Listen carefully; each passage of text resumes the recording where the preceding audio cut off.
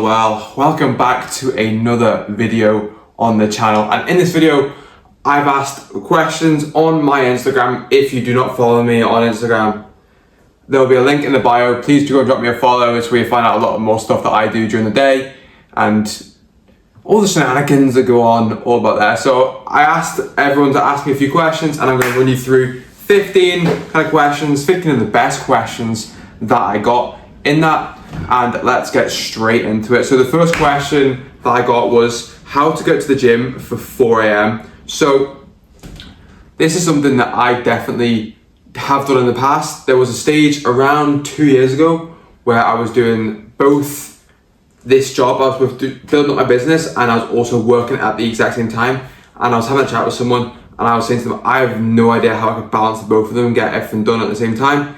He went, I've got to go to the gym early. So I ended up going to the gym for I was getting up about 4 o'clock and I'd be in the gym for 5. So some of the things that I do, the reason why people can't do it is mainly because the prep work starts the night before. It's not just having the discipline to wake up in the morning and get up in the morning and then just go straight in and having it all already. You're supposed to have everything ready in advance. So have your clothes picked out and ready to go the next morning. So all you have to do is go and get things ready. If you're having something beforehand, like a snack or something to eat beforehand, make it the night before. Make sure everything's ready the night before. So all you have to do is get up and go. That's the only thing you need to focus on. Because when you have to get up and then you have to pick out the clothes you want to have, and then you have to have this and you have to do that, it then becomes too complicated. It's early. It's bad enough waking up earlier in the morning. If you have a load of stuff you have to do and you actually have to think about at that time in the morning, it makes it 10 times harder to be able to do. So that would be the first thing I would do. I'd have my clothes, I'd have my bag all set out ready, and all I need to do is get up, get the clothes on, and then I'm out the door and I'm going. If I pick up something out from the fridge, then you can do that as well. But that's my main tips when it comes to getting up early and going to the gym. Next one, best exercises to grow your chest. So I'd actually got a lot of questions to do with different muscle groups. So I think chest is probably the most common one because people do tend to overcomplicate it. In my opinion, with exercise selection in general, I think it is very overcomplicated and you do not really need to know that much about certain chest exercises. Yes, there are exercises out there, the science people are going to come at me, oh, this one's better, this one's better. Yes, there's going to be exercises out there that are going to be better for you and they're going to stimulate more growth and all that. But the first thing I want to get crystal clear is your intensity. Your intensity is going to drive the whole thing. You could do the most optimal exercise in the entire world, right? But if you are not bringing that exercise close to failure, or at least 2 or 3 reps of failure, then there's 0 point in doing that exercise. And yes, if you're going to do a cable press over a bench press, yes, probably optimal-wise it was so much better. But if the person that's doing the bench press and they're taking that close to failure and the other person isn't, that person is still going to see, you're going to see results. You are. If you continuously get stronger, progressive overload, add more weight, add more reps week on week, you are going to get stronger on that exercise and you're going to grow muscle. And the person that's using the most optimal exercise may feel, oh, this feels amazing, but just because you get a pump doesn't mean you're going to build muscle. You can stand there with a towel all day and you'll feel the pump. That does not mean you're going to be building muscle. So that's the first thing I would kind of recommend. All you need to do is pick 3 exercises. I would recommend picking 3 exercises that you enjoy doing as opposed to being the most optimal ones, because if you don't want to turn up and do the exercise and progressively get stronger at it and you don't like turning up and doing it, then the chances of you putting your 100% effort into that is going to be pretty slim. So what I would do, for me personally, I think you need an incline press. So for me personally at the minute, I'm liking a barbell incline press. You want a flat press, so either that's a machine chest press or that's a bench press. For me, machine chest press is what I'm on at the minute for a flat press, and then you want a fly variation as well. If you nail them, 2-3 reps close to failure, I'd say taking that last set to failure, you're gonna grow. I'll do chest fly, I'll do a pec deck, machine fly. That's what I pick. But in my opinion, it is very much down to your personal preference and you being able to stick to that exercise for a long period of time, not having to change it up every single week. Next one, when are you going to shave that caterpillar? There's no need for the hate. The stash is staying. I'm not getting rid of the stash. A lot of people, I get mixed opinions on it. I get people say, oh, I think it looks really good. And then I get a lot of people say, it looks shit, pedo stash, get rid of it.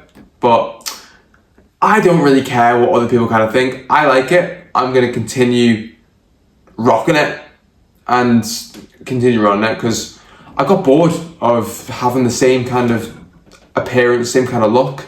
I do like to change it up, which is the reason why I have started growing out the back of my hair as well. I had the same haircut for 5 years. I don't like doing the same thing over and over again, having the same thing. I just thought, I'm going to mix it up. I do like having the stash there, and I'm not going to shave it off. So anyone praying for that's going to happen, it's not going to happen. I'm not going to listen to the peer pressure of other people. I'll do what I want to do because that's the way I want to live my life. So that's the way I'm going with that one. Next one. Who was your gym inspiration?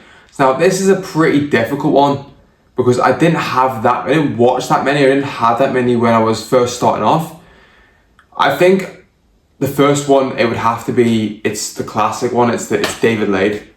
Watching the edits and the transformation, even like back in 2020, 2021, when I was really getting into the gym, he was the one person that I wanted to look like. He had that kind of aesthetic build that I was looking for. I wasn't interested in the whole being a massive bodybuilder and going out that way. I preferred having the leaner, more aesthetic look. And I can't even lie, mainly that was down to, I got into the gym to look better for girls. I'm not even gonna lie. I'm not even gonna lie and say I did, right? And in my opinion, I still do kind of think having that lean kind of aesthetic build, I think there is a such thing as too much. Obviously, the same, it is down to personal preference. I want that lean kind of aesthetic look, having a decent amount of muscle, but not being to the point where it's just too much and I'm too big. I'm not looking to go down the bodybuilding kind of route. So that's why I look at the likes of David Laid. Even now, I do C-Bomb. He's probably a bit further on. I would do want to look like him, but he's maybe a personality that I would look into in the fitness space. Would be a probably better one. His personality and the way he carries himself and the way he is like with his family and stuff, with his wife. That's something that I would be really striving for. So he'd kind of be my gym inspiration at the minute, not just the gym wise, but the way he is as a person and what he's like as a person and the dad he's going to become and the person he's going to be to his wife as well. I think that's inspirational. The next one, what football team do you support? So I don't usually post a lot about it, mainly because I used to be like a massive fan. Like it used to disrupt my entire weekend, disrupt my entire week when things were going on with football. I kind of taken a back seat from that, but I still have a big affinity. I'll still watch them and I'll still find out what's going on and stuff with them, and I'll still have like a passion for it when I'm watching it, and I still enjoy watching it, and that is Liverpool. I do support Liverpool, and a bit of a backstory into that and the reason why I do it. So obviously you'll hear me speak and be like, yeah, well, you're not Scouse, and my dad's not even a Liverpool fan, so you're not thinking this guy is just a glory hunter, he's just in it to the glory hunter. That is not the case. So the reason why I'm a Liverpool fan is down to my uncle and my cousin. And before anyone starts having to go about me being like a plastic fan, there's a picture of me when I must have been 18 months old, 2 years old. I was just being able to stand up and walk, of me with my cousin with a Liverpool kit on. So don't even have a go at me. And this is when Liverpool weren't great, back in 2002, 2003. This is when Liverpool weren't great and they're going into that era. So I grew up in an era where Liverpool were not the best. I had to go through kind of tough years watching Liverpool, but being able to grow up watching Steven Gerrard is a massive inspiration for me as a person, as a footballer. And I was lucky enough to be able to go and watch him. I've been to one Liverpool game in my life. My dad took me, which fair play to him because he's not a Liverpool fan. He took me to a Liverpool game at Anfield back in like 2010. and I went and watched Liverpool versus Blackburn, and I remember seeing Steven Gerrard walk up to take a corner, and honestly, I can remember it like it was yesterday.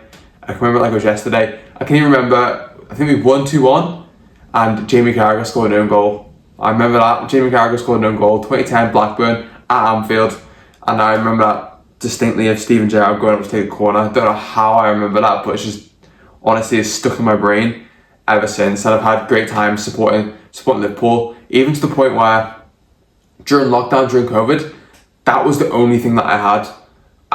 I don't want to turn into a deep kind of thing, but that's like the one thing that I had, football, during COVID. So that's where I got really attached to it, and it became kind of like my personality in a way, because it's kind of, that was my outlet from when I was not in a great place mentally. But I kind of had to shake away from that, because I did find my purpose in life and figured out that this fitness thing and the going to the gym, that was my purpose that I was kind of driving towards. So that took a back seat, and it wasn't as bad after that. So yeah, Liverpool fan.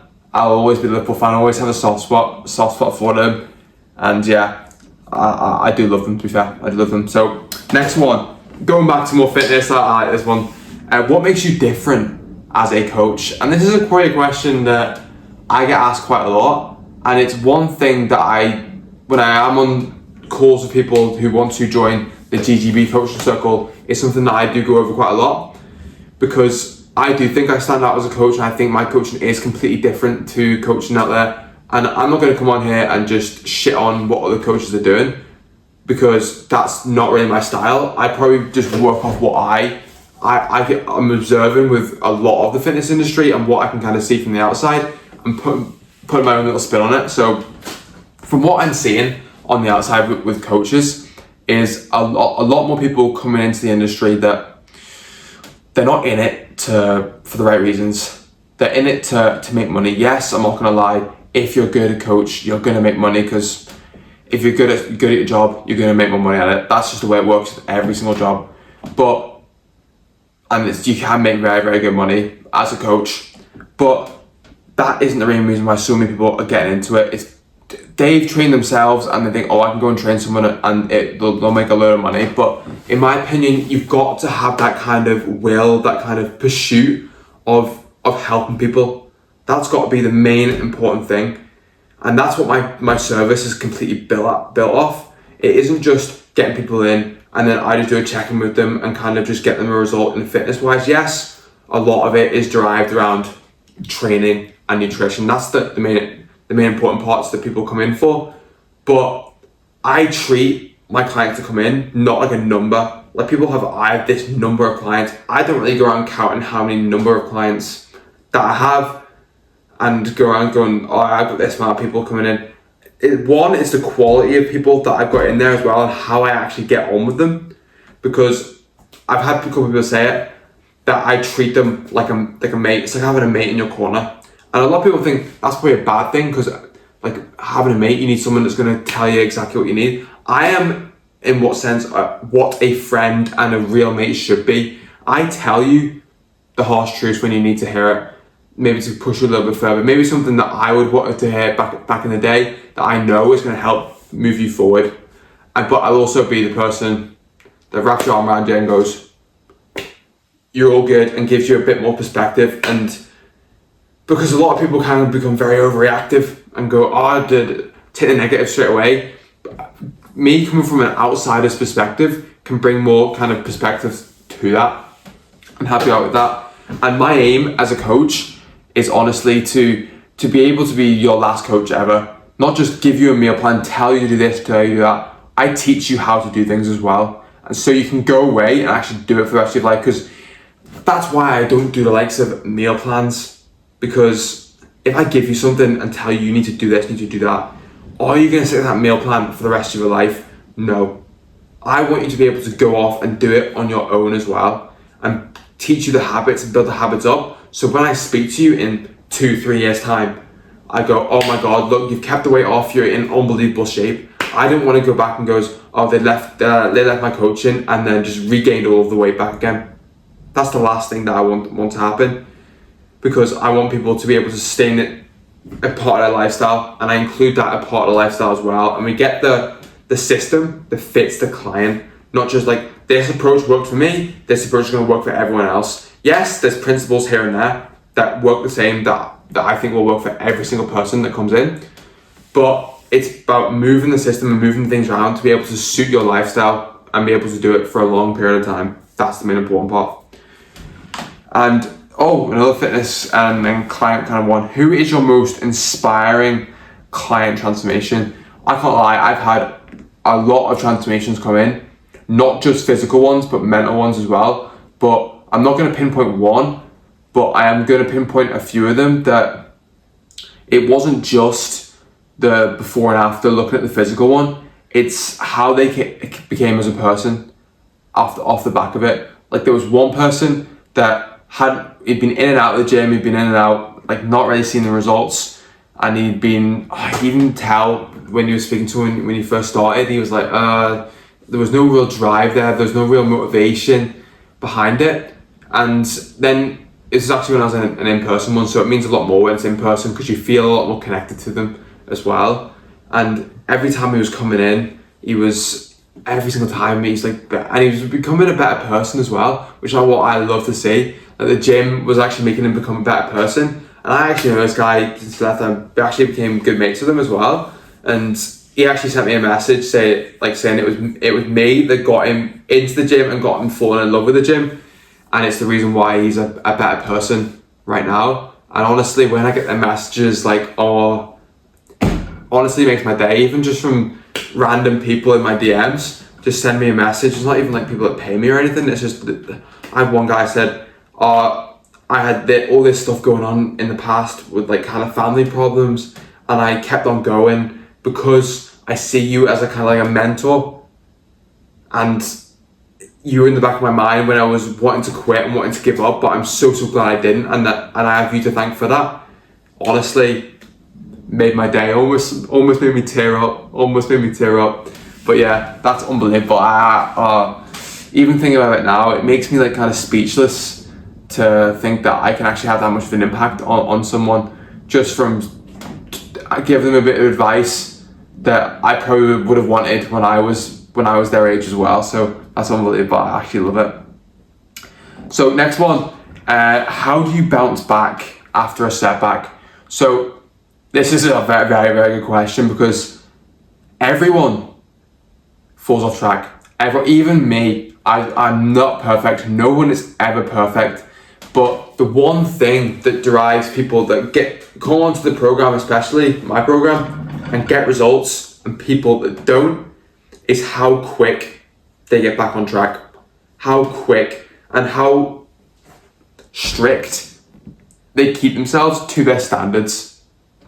So if you set a standard, we actually have a standard inside the GGB coaching circle that I also run, and so do all my clients, is never having 2 bad meals in a row, which is perfect because when you go out for a meal, that's where people have that kind of setback that you're talking about, where you've gone off, you've had a good meal, spent time with friends, family, enjoyed yourself, but that's when people kind of go and it carries on to the next day and then the next day, and that's when people kind of spiral a little bit out of control. But if you have that one meal, you have the one social event, and then you're back on track the next day, that's how you bounce straight back after a setback. How quick you get back on track will be the most important thing. And that's the only thing that really matters, because you're not going to be 100% all the time. You're not going to be perfect all the time, because that is completely impossible. You're not a robot. I'm not a robot. I'm no different to all of you guys as well. The only difference is how quickly I get back on track and how quickly I can go, right, I go out my way to make sure this day works out well. Because if you have 2 bad days in a row, that's when things start to go in the wrong direction. So having that standard set is one of the most important things when it comes to getting a result.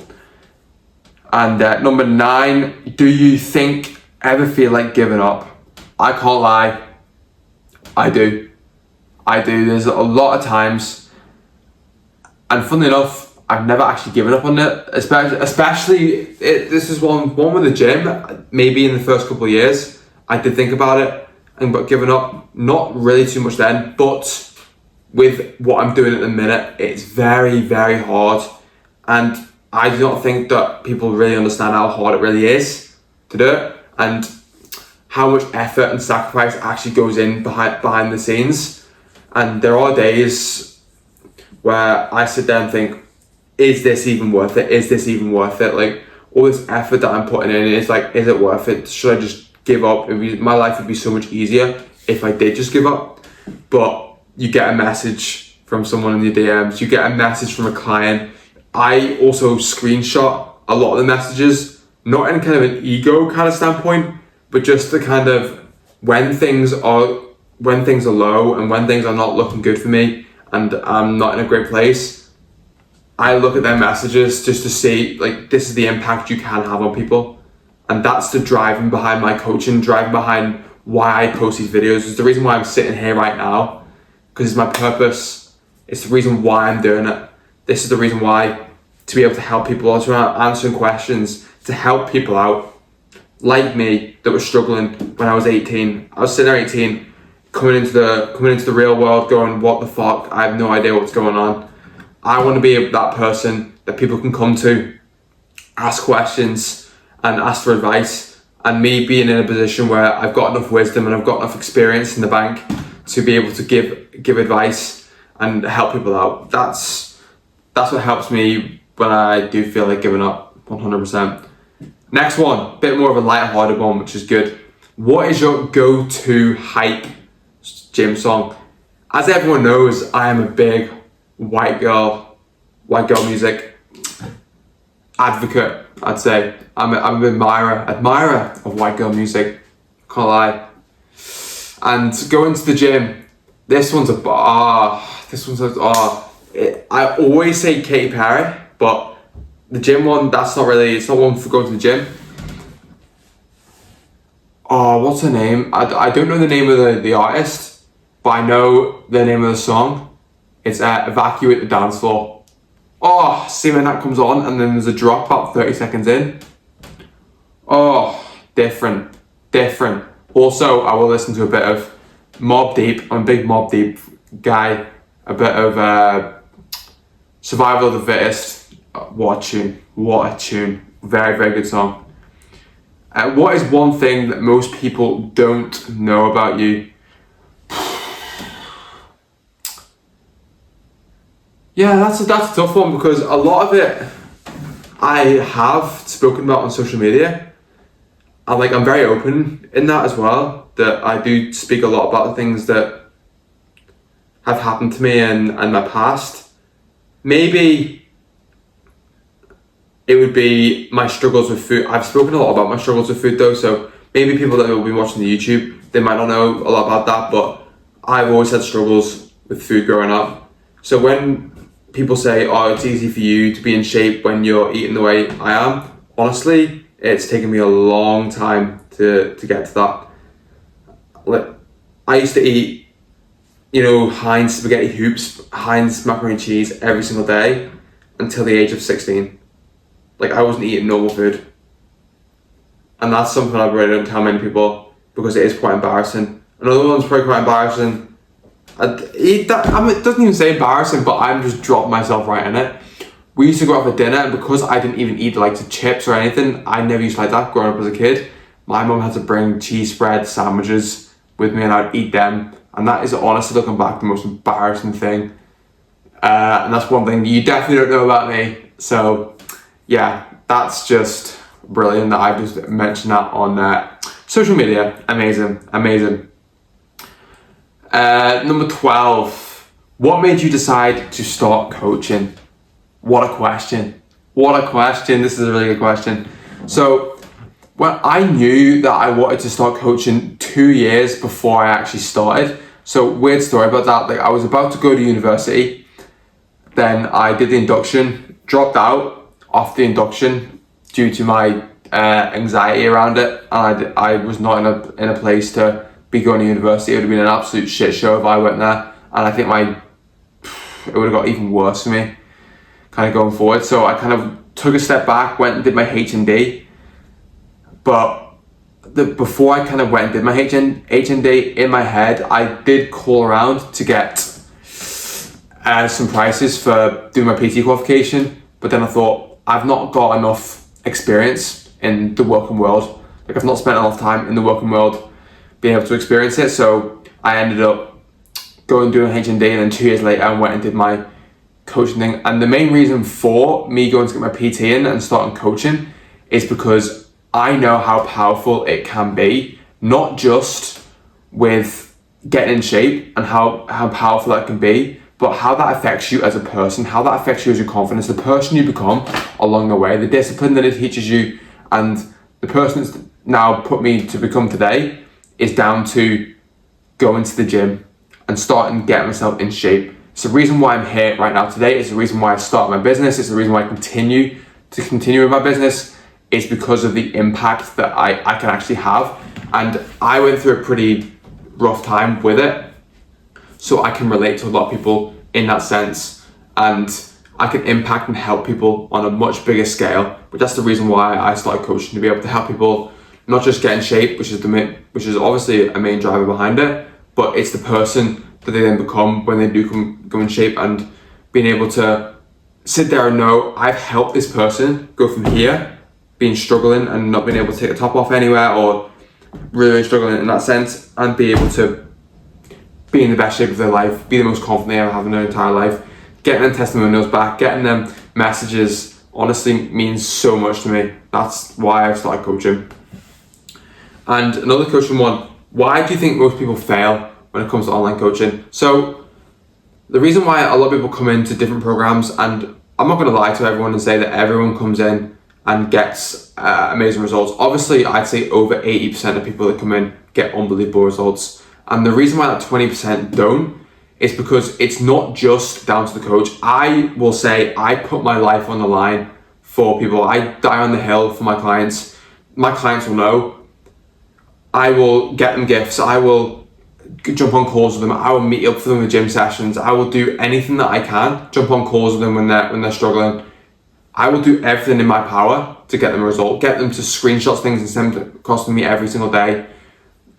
I do my utter best for my clients. So I know if someone does leave and they didn't get the results, then I know it's 100% down to them not apply themselves.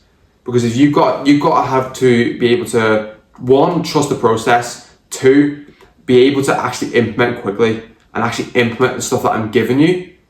If you're not doing that, and you're not doing that to a high enough standard, then you're not going to be able to see the results. I can only do so much.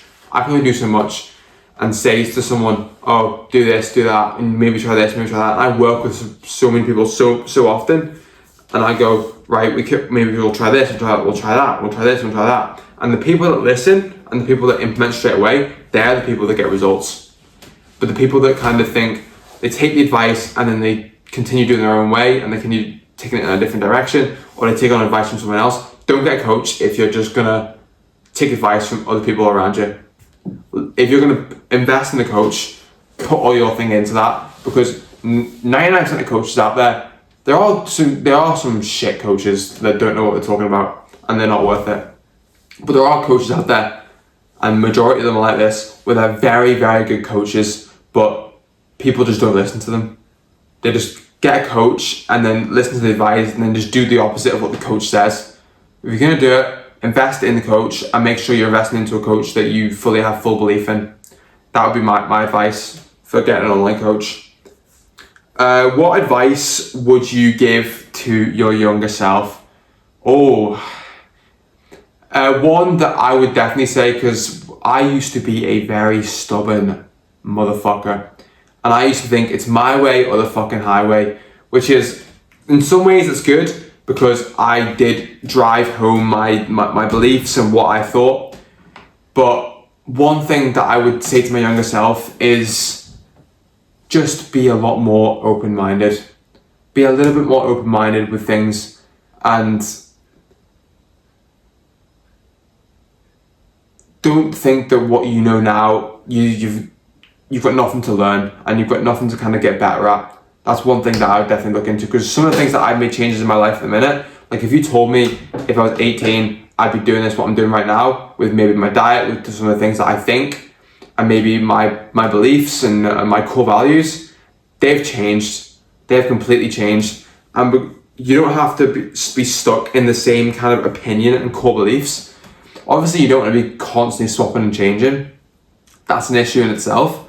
But being able to sit there and go, oh, maybe I wasn't right, and then look back and reflect and go, oh, maybe back then that probably wasn't the best thing.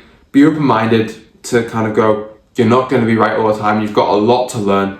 That'll be one. You've got a lot to learn. And this is one thing that I'd say to my younger self. See if you're taking advice from people. Only take advice from people that are in a position that you want to be in. I used to take a lot of advice from people from around me who are not going in the direction that I wanted to go into. But if I told them what I was doing from what someone that was a lot where I wanted to be was doing, then they will say, that's stupid. How many times have I been told that I can't do something, you can't do this, you can't do that, but someone that's above me says, fucking right, you can do that. I would listen to them, not the people that are around me, and I'll be probably using that to prove them wrong. That's the one thing that I'd recommend. If you're going to ask someone for advice and they're in a position that you want to be in, take their advice, because they've been there. They've been in a position that you want to be in, and ask them what they did when they were in your position. That's the one thing that I'd look into for my younger self. That's what I'd say to my younger self. Last one. This is I don't know why I picked this one, because I just throw myself under the bus when I ask myself these questions. And when are you gonna get a missus? So this is one that I've definitely flip-flopped back and forward with for a while, and it's something that, if you've watched back my content back in the day, I've definitely matured now, because I don't do this anymore, which is, I look at it as, it was kind of cringe I did at the time, is I always used to go around saying, oh, I don't pick up girls, I don't get girls. It's just a stupid idea doing that. I shouldn't have done that, and it made other people think that I was just shy and wasn't able to do it and wasn't able to speak to females, which was a stupid idea.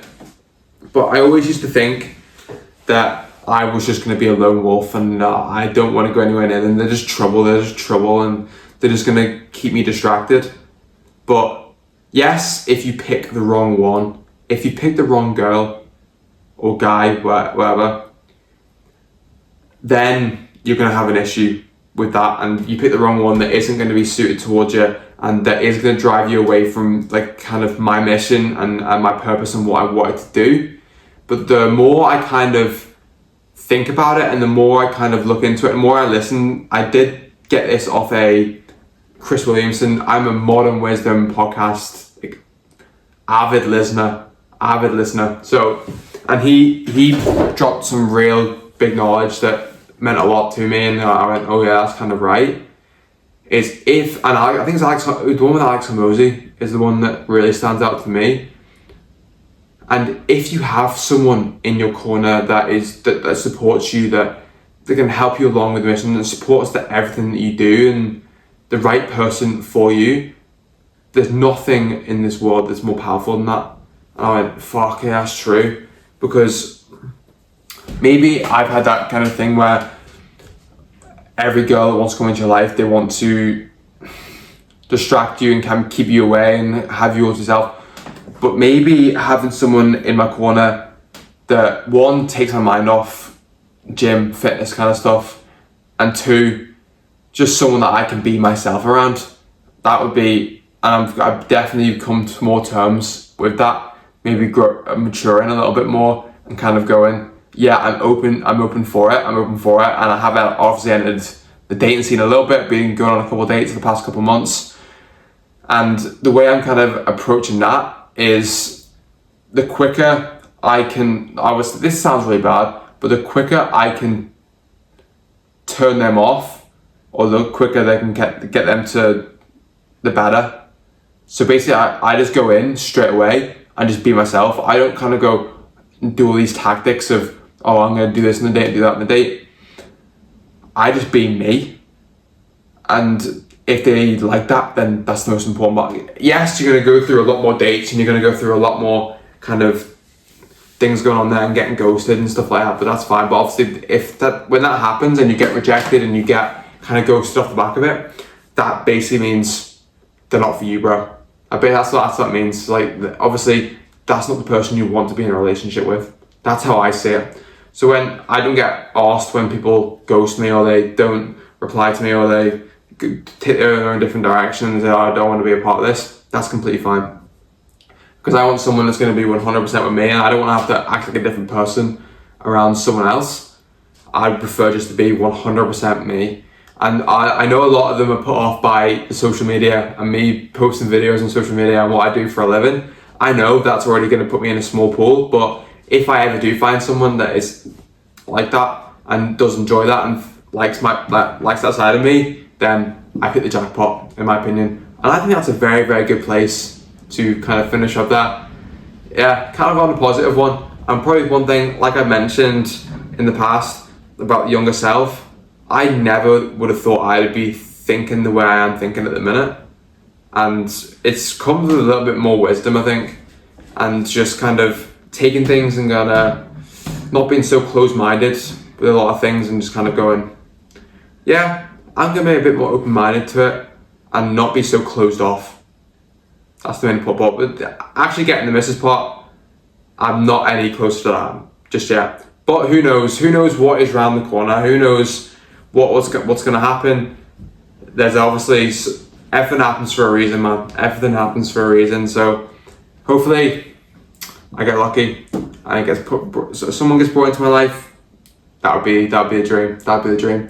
But yes, thank you so much for everyone that put in for the questions. There were a lot more questions to answer, but I didn't want to make this video like an hour long, so I just cut for the 15 best ones. And if you want me to do it again, drop it in the comments and I'll be more than happy to run another Q&A in a couple months. But yes, hope you have an absolute banger of a day, my friend, and I'll speak to you soon.